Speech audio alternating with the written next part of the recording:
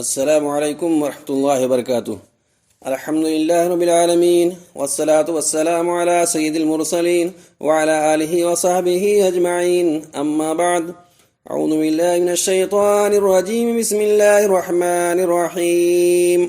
يا أيها الذين آمنوا اتقوا الله وقولوا قولا سديدا يصلح لكم أعمالكم ويغفر لكم ذنوبكم ومن يطع الله ورسوله فقد فاز فوزا عظيما۔ محترم سامعین کرام، جنگوں، آفتوں، بحران و مصائب میں سب سے مہلک اور گندی قسم اور سب سے خطرناک چال افواہوں کی جنگ ہے۔ یہ تباہی مچانے والا سب سے زبردست اسلحہ ہے اور اس کی تاثیر سب سے بڑھ کر ہے۔ آج ہر کس و ناکس افواہوں کی سرد جنگ سے پریشان ہے۔ ڈر ہے کہ یہ بیماری کہیں امت کی روح کو نہ ختم کر دے، جو افراد کی کامیابی کا ستون، معاشروں کے امن و استقرار کی بنیاد اور ان کی عزتوں اور شان و شوکت کا ذریعہ ہے۔ میرے بھائیوں اور بزرگوں، جب اسلام آیا تو اس نے افواہوں اور ان کے پیچھے کام کرنے والوں کے بارے میں بڑا سخت موقف اختیار کیا۔ اس کی نشر و اشاعت کو ذلیل حرکت، منفی کردار اور اخلاق جمیلہ کی ضد قرار دیا۔ اسی طرح اسلام نے غیبت و چغلی کرنے، لوگوں کی عزت و آبرو کے در پہ ہونے، دروغ گوئی، بہتان تراشی اور لگائی بجھائی کرنے سے بھی شدت کے ساتھ روکا ہے۔ اسلام نے زبان کی حفاظت کرنے اور اسے کنٹرول میں رکھنے پر بڑا ہی زور دیا ہے۔ کسی پر بہتان باندھنے کو حرام اور افواہوں کو رواج دینے کے دل دادگان کو دردناک عذاب کی وعید سنائی ہے۔ اللہ رب العالمین فرماتے ہیں، ان الذين يحبون ان تشيع الفاحشة في الذين آمنوا لهم عذاب أليم في الدنيا والآخرة والله يعلم وأنتم لا تعلمون۔ جو لوگ مومنوں کے درمیان بے حیائی پھیلانے کے آرزو مند رہتے ہیں، ایسے لوگوں کے لیے دنیا اور آخرت میں دردناک عذاب ہے۔ بے حیائی پھیلانے کا مطلب تہمت اور بدکاری کی خبروں کو پھیلانا۔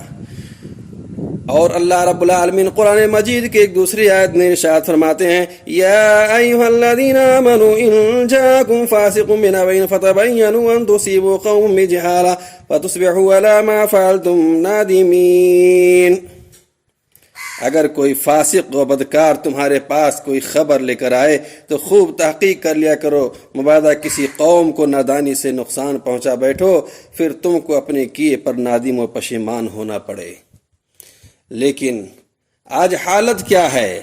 آج ہم مسلم معاشرے کے اندر آج چوری جہاں بھی ہو، قتل کسی کا ہو، ساری خبریں اور تحقیقات ہماری زبانوں پر ہوتی ہیں۔ سیاسی لیڈران کی مکاری ہو، جھوٹ اور پیترے بازی ہو، بلا تحقیق و صداقت کے اندھیرے میں افواہوں اور جھوٹے پروپیگنڈا باتوں کے نشتر و تیروں سے ہم دوسروں کو چھلنی کرتے ہیں۔ ہم گناہوں پہ گناہ کرتے جائیں، اسلامی شناخت کو مٹاتے جائیں، اپنی تو پرواہ نہیں، ہاں اوروں کے ایمان کو داغدار کرنا نہیں بھولتے۔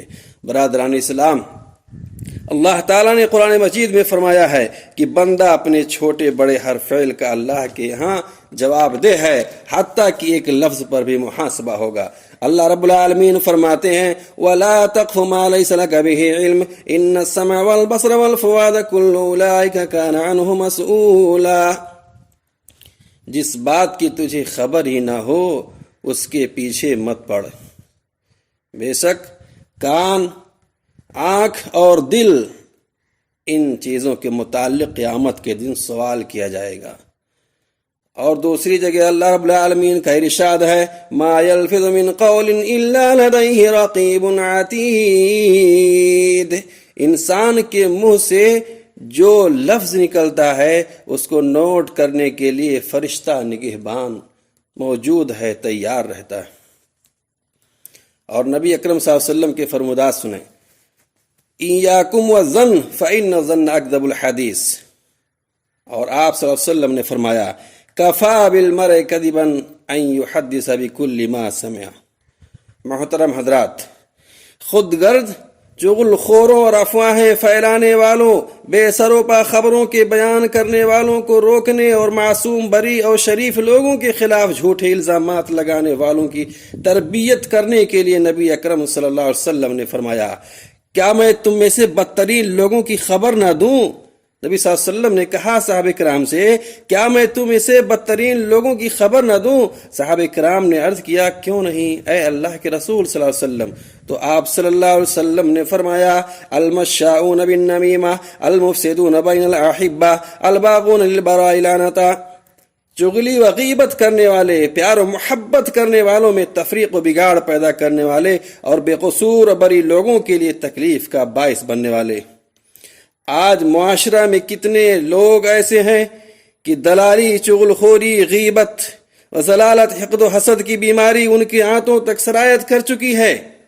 جب تک کسی کو پروپگنڈا باتوں اور اپنے لفظوں سے اذیت نہ پہنچا لیں، لوگوں کے اندر فتنہ و فساد پیدا نہ کر لیں، کسی کی شرافت و دینداری کو نہ حق داغدار نہ کر دیں، تب تک ان کا کھانا ہی ہضم نہیں ہوتا ہے، ان کے پیٹ میں ایٹھن سا بنا رہتا ہے۔ ایسے لوگوں سے میں کہنا چاہتا ہوں، سنو میرے بھائی، لفظوں کے تو دانت نہیں ہوتے ہیں، لیکن جب کاٹتے ہیں تو جسم کو نہیں، سیدھا روح کو زخمی کر جاتے ہیں۔ کہا جاتا ہے کہ تلوار کا زخم بھر جاتا ہے، مگر زبان کا زخم کبھی نہیں بھرتا۔ برادران اسلام، افواہوں کی تاریخ بہت پرانی ہے۔ دین کے دشمن اور یہودی قوموں نے بڑی بڑی افواہیں پھیلائیں تاکہ کسی بھی طرح دعوت اسلامیہ کو نقصان پہنچائیں اور دینی کام کرنے والے لوگوں کی شخصیتوں کو مشکوک و غیر معتبر بنا دیں۔ ان کی افواہوں سے اور خود انبیاء کرام علیہ السلام بھی محفوظ نہ رہ سکے۔ حضرت عیسیٰ علیہ السلام اور ان کی والدہ حضرت مریم علیہ السلام کے خلاف بدزبانی کی گئی اور افواہیں پھیلا کر ان کی کردار کشی کی گئی۔ حضرت یوسف علیہ السلام کے خلاف زہر اگلا گیا اور امام الانبیاء حضرت محمد صلی اللہ علیہ وسلم کو بھی معاف نہ کیا گیا۔ آپ کو جادوگر، کاہن، مجنون اور پاگل کہا گیا، اور آپ صلی اللہ علیہ وسلم کی ذات گرامی اور ام المومنین حضرت عائشہ رضی اللہ تعالیٰ عنہ پر جھوٹی تہمت کے واقعہ نے تو پورے مدینہ اور مسلم معاشرہ کو ہلا کر کے رکھ دیا۔ ام المومنین حضرت عائشہ رضی اللہ عنہ بیان فرماتی ہیں کہ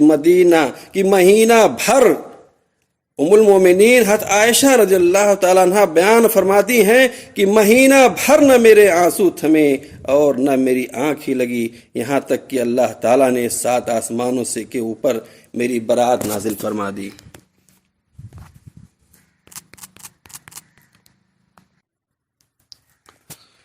میرے دینی ملی بھائیوں، ایک مرتبہ حضرت معاذ رضی اللہ عنہ نبی اکرم صلی اللہ علیہ وسلم سے عرض کیا کہ کیا ہم زبان کے ذریعے جو گفتگو کرتے ہیں اس پر بھی ہماری گرفت ہوگی؟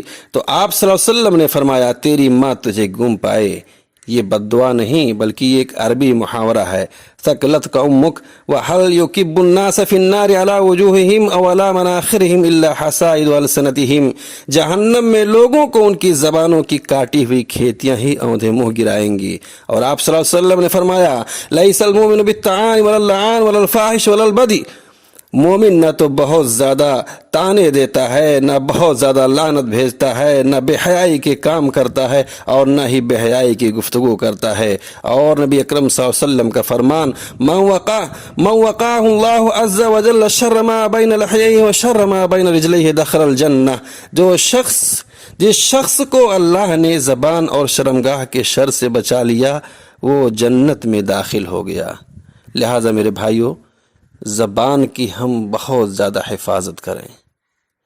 یہ زبان انسان کو بربادی کے دہانے پر پہنچا دیتا ہے۔ اللہ رب العالمین سے دعا کریں، اللہ ہمیں زبان کی شر سے محفوظ رکھے۔